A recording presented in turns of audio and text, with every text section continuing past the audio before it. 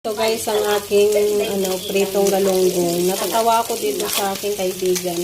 Parehas lang naman yung galunggong namin, pero grabe. Nagluto siya ng galunggong, nagprito daw siya.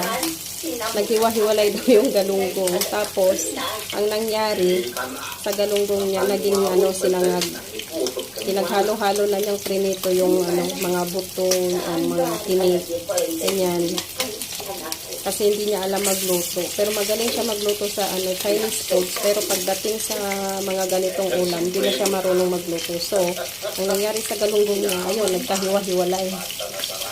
So, sabi ko sa kanya, napakasimple lang lutuin ng galunggong kung marunong ka talaga. Tulad nito, ito guys kasi hindi na siya masyadong fresh. Hindi na siya masyadong fresco kako sana. So, kailangan talaga mainit ang mantika tapos dapat mahina lang yung apoy para maluto talaga yung yung sa loob. Kaso lang siya kasi hindi niya alam kung paano niya lutuin.